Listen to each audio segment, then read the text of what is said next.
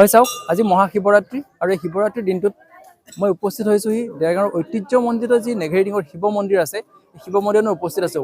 সহযোগীক মই কিছু দৃশ্য দেখুৱাবলৈ অনুৰোধ জনাম যেহেতু স্বৰ্গদেউ ৰাজেশ্বৰ সিংহৰ দিনতে প্ৰতিষ্ঠা হোৱা এই ঐতিহ্যমণ্ডিত যি শিৱ মন্দিৰ এই শিৱ মন্দিৰত প্ৰতি বছৰেই অতি আড়ম্বৰপূৰ্ণভাৱে অনুষ্ঠিত হৈ আহিছে যি মহাশিৱৰাত্ৰিৰ মাংগলিক অনুষ্ঠান আৰু এইবাৰো ব্যতিক্ৰম নহয় এই বছৰ দেখা গৈছে আজি মহাশিৱৰাত্ৰিৰ দিনটোত পুৱাৰে পৰা যথেষ্ট সংখ্যক লোকৰ ইয়াত সমাগম ঘটিছে আৰু দেখা গৈছে যে বিভিন্ন প্ৰান্তৰ বিশেষকৈ দেৰগাঁৱৰে নহয় দেৰগাঁৱৰ কাষৰে যিসমূহ অঞ্চল আছে দেৰগাঁও হওক বা গোলাঘাট যোৰহাট বা শিৱসাগৰ বা যি বোকাখাট আছে এই বিভিন্ন অঞ্চলৰ লোকসকলৰ ইয়াত যথেষ্ট সমাগম হয় আৰু সমাগমৰ সমান্তৰালভাৱে তেওঁলোকৰ নিজৰ অভিষ্ট সিদ্ধিৰ বাবে তেওঁলোকে পূজা অৰ্চনা কৰে আৰু কৰাৰ সমান্তৰালভাৱে দেখা গৈছে যে বিভিন্ন প্ৰান্তৰ পৰা যিসকল লোক সেই লোকসকল আজি পুৱাৰে পৰা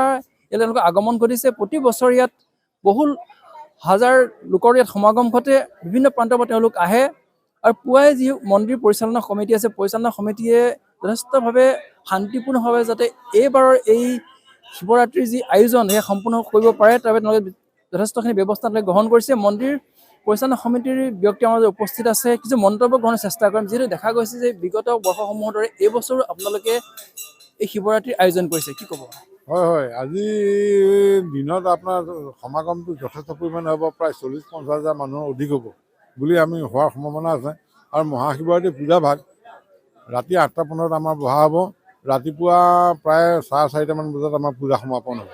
মেলাটো কাইলৈ কমটি পৰিমাণে হ'লেও কিন্তু যথেষ্ট পৰিমাণে মেলা হ'ব আজি দেখা গৈছে যে যি শান্তিপূৰ্ণভাৱে প্ৰতি বছৰত আয়োজিত হৈ আহিছে হয় হয় এইবাৰ যথেষ্ট ব্যৱস্থা কৰিছে কেনেধৰণৰ ব্যৱস্থা হয় প্ৰশাসনৰ লগত যোগাযোগ কৰিছোঁ প্ৰশাসনে যথেষ্ট পৰিমাণে ইয়াত সুবিধা দিব আমাক দিছেও ডিচি ছাৰ আছে আমাৰ চাৰ্কুল অফিচাৰ আছে সকলোখিনি প্ৰশাসনে আমাক ব্যৱস্থাপনালৈ আগবঢ়াইছে ঐতিহ্যমণ্ডিত শিৱদৌল এইটো হয় হয় ৰাজেশ্বৰ সিংহৰ দিনতে প্ৰতিষ্ঠা হৈছিলে হয় অকণ কওকচোন স্বৰ্গদেউ ৰাজেশ্বৰ সিংহৰ দিনতে প্ৰতিষ্ঠা কৰা এই শিৱ মন্দিৰ ঐতিহ্যপূৰ্ণ মন্দিৰ ইয়াত প্ৰত্যেক বছৰে পৰম্পৰাগত হিচাপে যেনেধৰণৰ পূজা হ'ব লাগে তেনেধৰণৰ পূজা পাৰ্বণ চলি আছে আমি তেনেধৰণতে কৰ্ম সমাপন কৰি চলাই আছোঁ এইবাৰ কিমানমান ভক্তৰ আগমন 40-50 হাজাৰৰ ওপৰত হোৱাৰ সম্ভাৱনা আছে দেই নিশ্চয়কৈ দেখা গৈছে যে বিগত বৰ্ষসমূহৰ দৰে এইবাৰো যথেষ্ট সংখ্যক লোকে ইয়াত আগমন ঘটাৰ